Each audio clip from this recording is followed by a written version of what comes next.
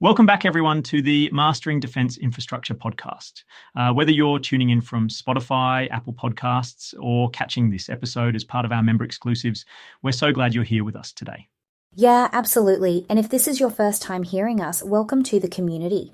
We're about fostering opportunities in the defence sector and honestly, making these complex insights way less intimidating, right? Exactly. In phase one of this course, we explored the foundational knowledge of the defence estate, what it entails, the ins and outs of the tender process, and strategies for writing competitive bids. We really focused on the mechanics of getting into the game. And then in phase two, we learned about the various risks that are inherent to defence infrastructure projects. But today we're shifting gears in a big way. Because let's be real, winning defence work isn't like typical commercial projects, is it? It's not just about submitting the best paperwork when the tender drops. It's about relationships. And those relationships, they're often built months, sometimes years, before anyone thinks about a contract. That's right. If you're focusing all your energy on responding to tenders without understanding, the people and the networks behind them, you're coming in too late. Defence projects don't start with a formal bid. They start with awareness, trust, and influence long before the procurement stage. Yeah, and today we're going to dig into how you build that trust. It's a mix of strategy, timing, and honestly, a bit of patience. You're not just pitching projects, you're positioning yourself as the solution they'll want to call before they even know they need help. And it's precisely this proactive approach, relationship building and forward-thinking business development that we'll be unveiling. So strap in, there's a lot to explore today. All right, so Jessica, let's talk about building trust and relationships. Proactive business development is a crucial part of that. It's not just about reacting to tender opportunities. It's about stepping up, steering the conversation, and shaping the field long before there's even a formal opportunity. It's really about influence and foresight. And that's such a mindset shift, isn't it? Because for a lot of businesses new to the defence game, the instinct is just to gear up when a request for tender or RFT drops.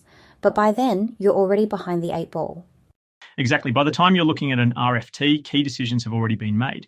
Not about who wins the contract, of course, but about what the project looks like and often which companies are being seriously considered. And that's why relationship building matters so much.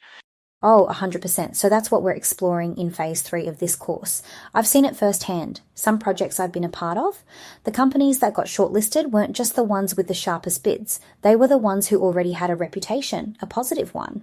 Their names came up in early conversations because they were, what's that phrase you used once, embedded in the defence ecosystem? That's the one. Defence projects are unique and they come with their own set of challenges. The stakes are high. These aren't short-term ventures. You're talking long-term collaborations where trust and credibility are valued even more than pricing alone. And being embedded means that defence stakeholders see you not just as a supplier, but as a trusted partner who truly understands their needs. Right, and let's not forget, it's not just about knowing one person. In defence, decisions come from committees, program managers, project teams, sometimes a whole web of stakeholders. You really need to navigate that web strategically. Yes, and navigating it strategically starts with understanding the difference between transactional relationships and strategic positioning. A transactional approach focuses on one project at a time. You win the contract, do the work, and move on. A proactive approach, however, is all about positioning your business well ahead of formal procurement processes. And that's where the patience piece you mentioned earlier comes in, right? Like, this isn't a game of quick wins. Building these relationships takes effort over months, sometimes even years. You're essentially planting seeds and nurturing them for the long haul. Exactly, and those seeds are, things like attending defence industry forums, offering insights through thought leadership, or just being present when informal networking happens. They eventually grow into opportunities, but only if you're consistent. Reputation, visibility, and trust aren't built overnight. And I feel we should emphasize that last bit, trust. Because when you're dealing with defence, it's not just about what you can deliver. It's about being seen as a safe, reliable choice. They need to know they can count on you for collaboration, not just one project, but for the next one too. Absolutely. Trust underpins everything in defense business development. And that's why proactive positioning isn't just a nice to have, it's mission critical for long-term success. And without it, you're just scrambling for the crumbs left behind by better positioned competitors. That's where understanding the defense sales funnel becomes invaluable. It offers a clear roadmap, 5 stages to be precise: awareness, interest, consideration, action, and retention. These stages are key to guiding stakeholders from barely knowing your name to seeing you as a trusted long-term partner. Okay, I love the sound of a funnel. It just makes things clearer, Like instead of feeling like you're chasing ghosts for defense work, you're moving through these solid steps where you can kind of measure progress. So what's step 1? Awareness. At this point, it's all about visibility. You're not selling or pitching. This is simply the stage where you need stakeholders to hear of your company and associate you with credibility in this sector. For example, that could be seeing your logo at a defense forum or reading a white paper your team published on sustainable-based design. So this is where the groundwork happens, right? Like showing up at defense industry days or networking through those defense-focused associations. You want to be, memorable. A name they recognize when your proposal eventually lands on their desk. Precisely. The goal is for stakeholders to go, yes, I've heard of them, even if they don't have a detailed impression yet. It's about lighting the beacon, as I like to put it. But you have to be strategic. This isn't about showing up everywhere. Focus on building awareness in highly targeted forums where your work aligns with their priorities. Got it. Start with a spark, then build the flame. What's the next stage? Stage 2 is interest. This is where defense starts to say, hey, tell me more about company XYZ.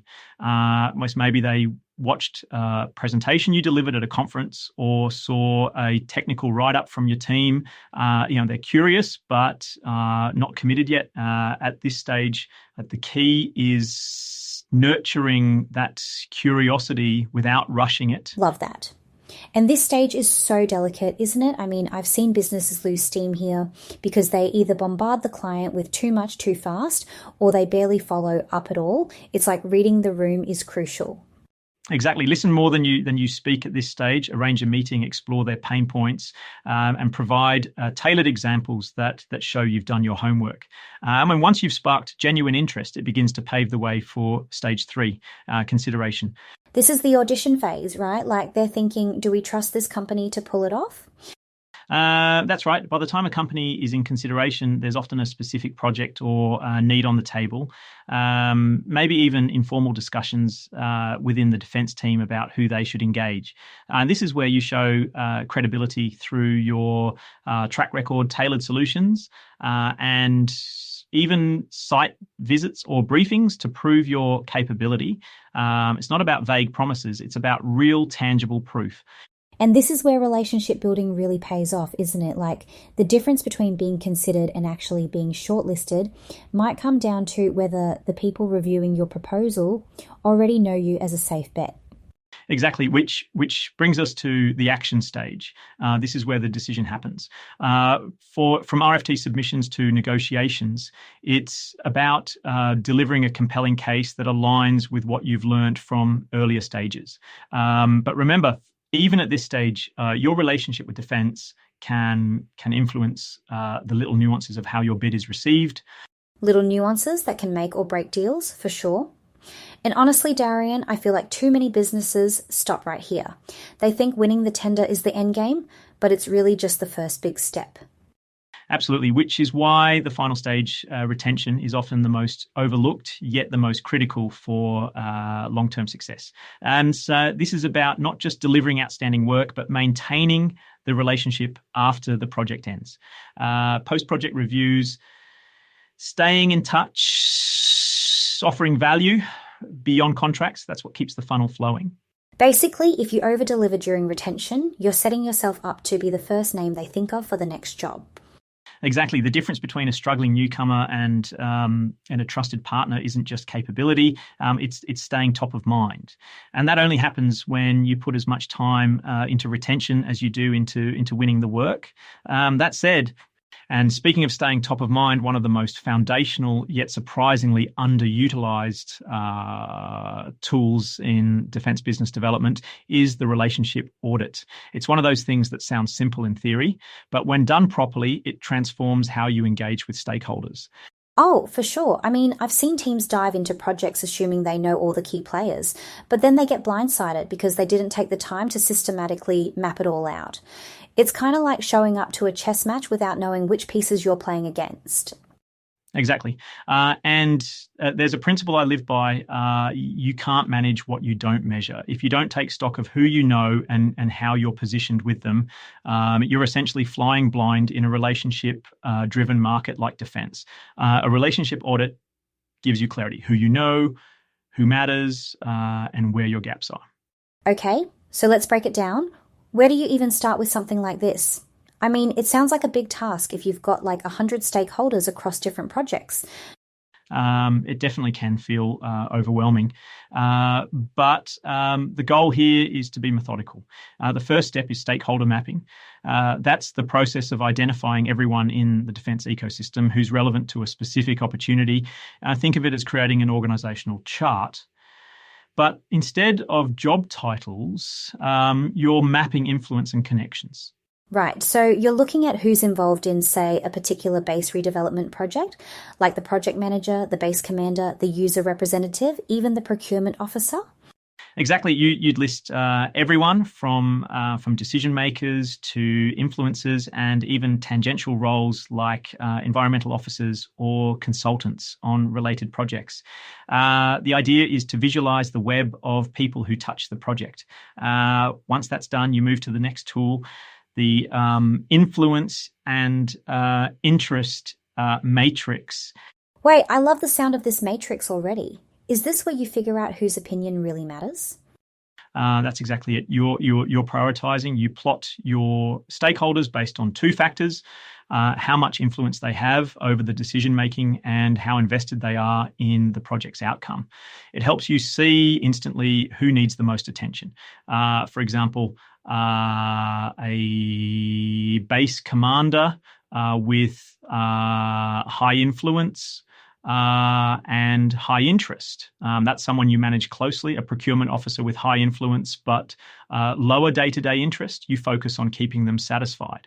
And let me guess, that junior engineer with low influence but high interest, they're probably the ones you keep informed but don't spend tons of time on, right? Spot on. What's great about this matrix is that it not only shows you where to focus, but it also highlights where you might need to step up your relationship building. For instance, if someone with high influence knows nothing about you, or worse, thinks negatively of you, that's a glaring gap you need to act on immediately. Oh man, I'm just thinking back to a project where we totally missed engaging a key stakeholder early on. When they finally got involved late in the process, they felt out of the loop. Not great for building trust. Exactly. And it's mistakes like that which a relationship audit is designed to prevent. It forces you to ask, do we have the right connections? And if not, what's our strategy to close the gaps? Without that groundwork, you're leaving too much to chance. Okay, so practical steps then. Say I'm sitting down with my team to do an audit. What's the checklist here? Like, how do we get started? A great question. Simple checklist would include first identifying your stakeholders, categorizing them by roles and responsibilities. Next, assessing your relationship with each one. Do you know them? What's the quality of that relationship? Are they neutral, positive, or maybe even skeptical about your firm? And I feel like this is where honesty really comes into play, right? Like, you might think your team has good contacts, but when you map it out, the gaps kind of slap you in the face. Exactly right. You also want to document who on your team has the connection. Sometimes you'll find surprising overlaps. Maybe one of your engineers worked with a key officer years ago but never mentioned it. And finally, use the influence and interest matrix to prioritize your outreach plan. It doesn't need to be fancy. A spreadsheet works just fine. I love that it's all about being intentional. This isn't just about making a list and hoping for the best. It's about turning relationships into an actual strategy that helps win the work. That's the key, Jessica. With a proper relationship audit, you're not only identifying gaps, but you're equipping yourself with a roadmap to better engage the right people at the right time. And that's where the real advantage lies in defence business development. Jessica, let's see how all those steps we discussed could play out in a real-world scenario. Imagine this. There's an upcoming large-scale redevelopment at Gallipoli Barracks involving workshops and accommodation facilities. It's exactly the kind of defence project where a thorough relationship audit could transform a company's positioning and potentially solidify its reputation. Sounds like a challenge worth digging into, doesn't it? Oh, for sure. Projects like this don't just drop out of the sky, though. If you're waiting for the tender announcement to start doing your homework, you're already miles behind. Exactly. Defence Solutions Pti Laity, a fictional firm, faced this exact scenario. They saw the potential, but knew that success here wasn't just about having technical capabilities. It would all hinge on understanding the stakeholders, auditing their relationships, and intentionally filling the gaps. So, where do they start? A massive base like Gallipoli has tons of moving parts and people. How do you even begin tackling the network? Well, the first step is stakeholder mapping, identifying everyone with a role in the project. And in this case, they outlined key players like the project sponsor from Defence's Infrastructure Division, the base commander, the on-site engineering officer, the procurement team, and even end-user representatives like the commanding officers of the units using the facilities. Right, so they're building this massive who's who list, but it doesn't stop there, does it? Not at all. The real magic happens in the second step, the relationship audit. Defence Solutions. Pti then asked critical questions. Do we know these stakeholders already? What's the quality of those relationships? Are there gaps? They discovered some strong points, like a positive history with the on-site major, but also glaring gaps, such as no connection to the base commander and none to the end user officers who'd be heavily invested in the project. Oof, that's a wake-up call, isn't it? I mean, no touch point with the base commander. That's like trying to build on shifting sands. What do they do next? You're exactly right. It's a huge gap. They turn to the influence and interest matrix to prioritize. The base commander with high influence and interest became their top target. Similarly, they prioritized rekindling their relationship with the project sponsor while also strategizing indirect ways to connect with end user officers. I love that they're using tools to strategize instead of just winging it. So how does this play out in practice? They were deliberate. For the base commander, they sought an introduction through existing contacts, like the site's engineering officer. And once introduced, they highlighted their credentials, shared relevant past project wins, and tailored their capabilities to align with this space's needs, like minimizing disruptions during the construction phase. And what about the project sponsor? I feel like that's where things can go stale fast if you don't stay on their radar. Good observation. They leveraged an existing connection, a project manager who'd worked with the sponsor years ago. A casual reach out led to a face-to-face meeting where they listened carefully to her concerns and shared updates relevant to the Gallipoli project, positioning themselves as collaborative and proactive. And I'm guessing that relationship building early on gave the sponsor more confidence when it came time to shortlist contenders. Exactly. By the time the tender was announced, Defence Solutions wasn't just another name on the bidders list. They were a familiar, trusted presence. The base commander and project sponsor had already seen their proactive attitude and understanding of defence priorities. It's a textbook example of turning gaps into opportunities. Wow, this just proves how much groundwork happens behind the scenes. It's not sexy or flashy, but it works. When done right, it feels like everything just clicks into place. It does, and the best part, even if they didn't win the project, those strengthened relationships are an investment in future opportunities. That's the kind of long game that changes the trajectory of a business in the defence sector. The Gallipoli Barracks example really underscores one thing. Managing relationships in the defence sector isn't just reactive, it's strategic. It's about intentionally tailoring your approach to each stage of the funnel. Awareness, interest, consideration, action, and retention. Let's start with awareness, the foundation. Oh yeah, the groundwork. Awareness is all about showing up. You're not pitching anything here. You're just making sure people know you exist and hopefully associate your company with credibility and professionalism. Exactly. Think of it as planting seeds. You do this by attending industry forums, publishing thought leadership pieces, or showcasing your capabilities at defence events. But it's not about flooding the market. It's about showing up where it truly matters. Right, like strategic visibility. I mean, if someone Googles your company and finds nothing relevant to defence, that's a problem, isn't it? It absolutely is. Conversely, if they see you sponsoring a military facilities panel or presenting on infrastructure innovations, that's when awareness starts to stick and evolves into the next stage, interest. Okay, so now you've got their attention. How do you keep it without scaring them off? I've seen businesses fumble this part hard by either overwhelming stakeholders or, honestly, just ghosting them after the first interaction. You're spot on. Interest is all about engagement tailored to their needs. Maybe it's a briefing on challenges they're facing or a demonstration of how your solutions work. The key is to listen more than you talk. Defence isn't looking for sales pitches. They're looking for partners who get it. Exactly. Ask questions like, what are your biggest pain points on base? Or how do you see this project supporting your long-term goals? Those kinds of conversations build rapport and trust. And once that trust is there, you progress to consideration. By this point, there's typically a defined opportunity, though often informal, and they're gauging if you're a credible choice. This is where your track record and tailored solutions put you ahead.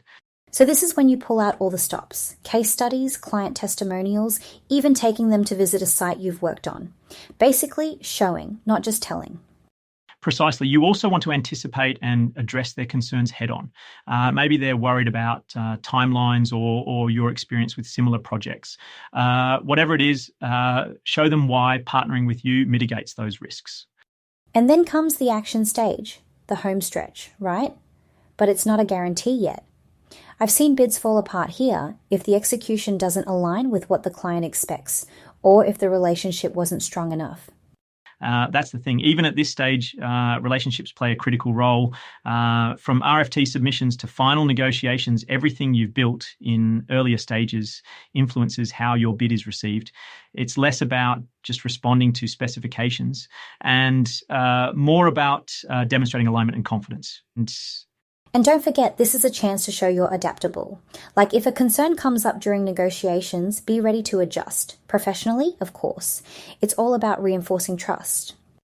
Exactly. But here's where businesses often drop the ball. After they secure the project, they assume the work is done. And that's a huge mistake, which is why at the final stage, retention is critical for long-term success. Retention's the secret sauce, isn't it?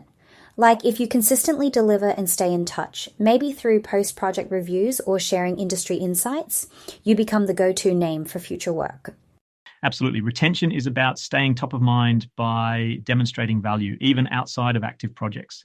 It's what turns one-off contracts into recurring partnerships that sustain your business pipeline. And that brings us to why. To build on what we discussed about retention, Jessica, let's dive into one of the key ways to sustain those long-term partnerships, tracking relationship interactions. This is where the rubber really meets the road, and too often it gets overlooked. Oh, absolutely. It's like you can have all the connections in the world, but if you're not keeping track of who you've spoken with and what's next, stuff slips through the cracks. I've totally seen teams scrambling to remember, wait, did we follow up with that colonel after last month's site visit? Exactly. And that's why tools like customer relationship management systems or CRMs are invaluable. They centralize all your interactions with defense stakeholders, so nothing falls off the radar. It's not just about keeping records, it's about uncovering patterns and strategically planning your next moves. Right. It's like having a map for relationship navigation, and let's face it, when there are dozens of stakeholders, a few post-it notes on your desk just won't cut it. Absolutely not. A good CRM will allow you to log every touch point, emails, meetings, phone calls, all in one place. You can track who said what, when they said it, and what follow-up action is needed. Over time, this provides a comprehensive engagement history that's critical, especially when personnel change or someone new joins your team. And this is where KPIs come into play, right? Like, you're not just tracking for the sake of tracking, it's about measuring what works. What kind of KPIs do you recommend focusing on? A great question. First, look at how many defense contacts you're adding each quarter. Are you growing your network with the right stakeholders? Then monitor the number of face-to-face interactions or meaningful conversations per month. Also track conversion rates. How many contacts are moving from awareness to interest and from interest to consideration? This helps you spot weaknesses in your process. I love that. It's like putting your BD efforts under a microscope, and it probably helps avoid wasting time on contacts who were never going to convert in the first place, right? Exactly. And here's another critical piece, pipeline reviews. Make it routine to sit down as a team and go through your opportunities. Ask questions like, what stage are we at with this client? What's our next step? Are there any red flags we need to address before things stall?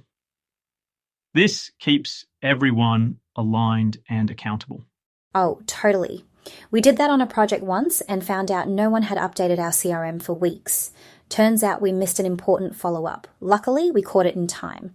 But yeah, those regular check-ins can save you from dropping the ball. That's a perfect example. And it's worth mentioning that not every metric is quantitative. Qualitative feedback matters just as much. For instance, after a meeting, document the stakeholders' tone or interest level. Did they seem genuinely curious? Did they ask a lot of follow-up questions? These subtle cues are gold when planning your next move. And I bet those insights really pay off once you start spotting trends too. Like, you could realize, hey, it typically takes us 5 interactions to move from interest to consideration. Let's make sure we're pacing our efforts right. Exactly. Tracking isn't just about the now, it's about using data to refine your future strategy. Over time, you develop an understanding of how long certain stages typically take and what touch points yield the best results. It transforms business development from a guessing game into a deliberate, structured effort. And let's not forget, defense is a long game. If you're not tracking and evaluating your engagements, you're just spinning your wheels. With the right tools and strategy, though, that's how you stay ahead of the pack. So, Jessica, thinking about everything we've explored, it's clear that tracking and evaluating relationships isn't just a nice to have. It's the backbone of defense business development.